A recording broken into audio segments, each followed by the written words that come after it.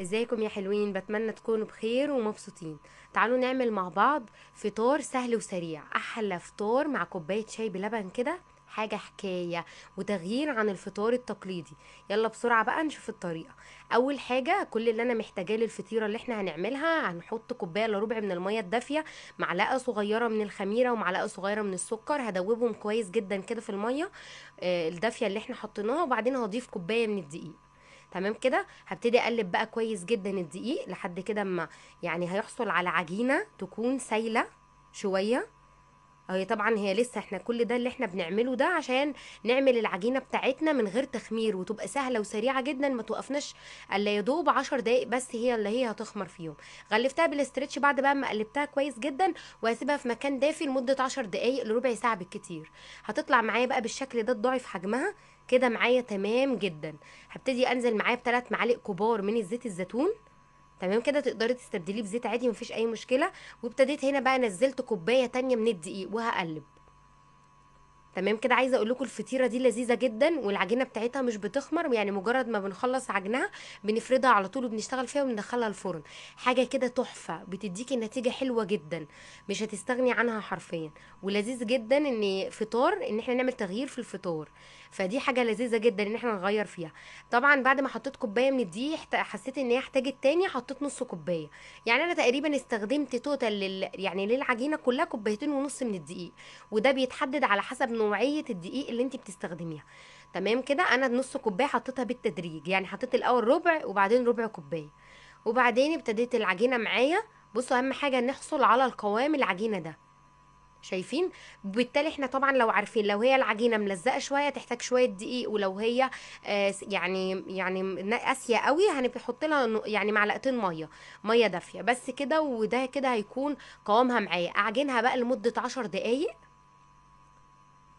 تمام، 10 دقايق 5 دقايق، طبعا انا في الربع ساعه الاولانيين وهي بتخمر انا جهزت كل الحشوات بتاعتها، احنا بس هنحطها، وطبعا مشغلين الفرن واحنا بنعجنها. اهم حاجه الفرن يكون سخن على اعلى درجه حراره. تمام كده، بعد بقى اما عجنتها وظبطتها خالص وبقت معايا تمام جاهزه. تمام، رشه كده من الدقيق هنحطها بقى على الرخامه، بس كده ممتازه. نحط بقى رشه كده من الدقيق وابتدي اني انا افردها. لذيذة جدا يا جماعة الفطيرة دي. حلوة قوي العشاء، حلوة جدا للفطار مع كوباية الشاي بلبن. حاجة كده حكاية بصراحة، هتعجبكم جدا، جربوا الطريقة. طبعا انا بقى فردتها، هحاول على قد ما اقدر ان انا اظبط كده يعني اظبط الفرد على قد الصينية. تمام، هبتدي بقى بعد ما اخلص كده خالص ان انا فردتها وكلها بسمك متساوي، هبتدي ان انا اطبقها. زي ما انتم شايفين العجينه طريه وفي نفس الوقت مش بتلزق، وبقدر عادي ان انا افكها كده من بعض. جبت بقى الصاج بتاعي 30 في 40، مقاس 30 في 40. تمام كده، دهنه بسيطه من الزيت وحطيت فيه العجينه بالشكل ده. هبتدي بقى اظبط العجينه على اساس الصاج ده. يعني انا يعني هبتدي بقى ان انا اعملها كده بالنشابه. تمام كده، واظبطها واظبط الحواف بتاعتها على قد الصينيه زي ما انتم شايفين كده. طبعا انا عايزه اقول لكم ما شاء الله، طول ما انا مشغله فيها او بسيبها عقبال مثلا ما اجهز الصينيه او حاجه، هي ما شاء الله عماله بتخمر. فهي بصراحه الجميل فيها ان هي سهله قوي ولذيذه. طبعا الجبنه اللي انا مستخدماها هنا نقدر نستخدم لبنه، او نستخدم زي ما انا ما استخدمت جبنه فيتا، حطيت لها معلقتين كبار من اللبن. قلبتهم كويس جدا لحد ما حصلت على قوام كريمي بالشكل ده. حطيتها بقى على الفطيره.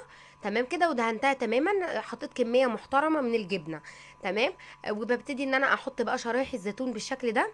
تقدري تضيفي اي اضافه انت حباها، لو انت مش عايزاها الفطار مثلا جبن او كده، ممكن تحطي فيها سلامي، بسطرمه، هوت دوج، براحتك. بس انا حبيت ان انا اعمل فطيره الجبنه والزعتر، ويعني بطريقه سهله جدا بحيث ان انتوا تستسهلوها وتعملوها على طول. وطبعا انا حطيت هنا بقى طماطم مجففه. تمام كده، مقطعاها كده شرايح، وابتدي برضو احطها. وهنا بقى ابتدي احط شرايح هالابينو. الهالابينو ده انا هحطه في نص الفطيره بس لاني مش الكل بيحب السبايسي. تمام، تقدروا بقى تعملوها كلها لو انتوا بتحبوا السبايسي بالهالابينو. عايزه اقول لكم طعمها حكايه. فببتدي بقى حطيت خلاص بقى الهالابينو. تمام، وهنا بقى احط موتزاريلا. هنحط برضو يعني نغطيها كده بالموتزاريلا. عايزين تضيفوا ميكس جبن مفيش اي مشكله، براحتكم، المتاح عندك تقدري ان انت تستخدميه. هبتدي بقى ان انا احط بقى يعني في كل الفطيره الجبنه الموتزاريلا. بعدين بقى جايبه التوابل دي عباره عن زعتر وسمسم وحبه البركه، جايباهم. تمام كده. هبتدي بقى ان انا ارشهم على الوش، اغطي بيه كده على الجبنه، احط بقى على الوش. عايزه اقول لكم طعم السمسم مع الجبنه مع الزيتون والطماطم المجففه والهالابينو، لا لا تحفه يا جماعه، تحفه. جربوا الفطيره دي، حكايه للفطار، حلوه قوي. يعني بصراحه نفطر بيها او نتعشى بيها. واللذيذ فيها كمان ان هو تغيير عن الفطار التقليدي. بعد بقى ما خلصت كده، وبعدين تقدري برضو ان انت ترشي دقه اللي هو الزعتر المحوج لو انت حابه. دخلتها بقى الفرن، قعدت معايا بالظبط من 12 ل 15 دقيقه، طلعت معايا بالجمال ده. مش قادره اقول لكم على جمالها. شايفين اللون اللي واخداه؟ خطيره خطيره، حلوه قوي يا جماعه. ابتدي بقى ان انا اقطعها بقى وندوق منها. عايزه اقول لكم وهي سخنه، هي يعتبر اصلا اتاخد كذا قطعه منها، يعني احنا خلصناها من جمالها. هي بصراحه حلوه قوي. تقدري كمان تضاعفي الكميه لو انت حابه تعملي كميه كبيره. بس حبيت ان انا اقدم لكم فطار سهل ولذيذ جدا، وعملناه بكل سهوله. مش قادره اقول لكم على جمالها وجمال طعمها. بتمنى ان شاء الله يكون الفيديو عجبكم وعجبتكم الطريقه وتجربوها، وانتظروني ان شاء الله في فيديو جديد ووصفه جديده. باي باي.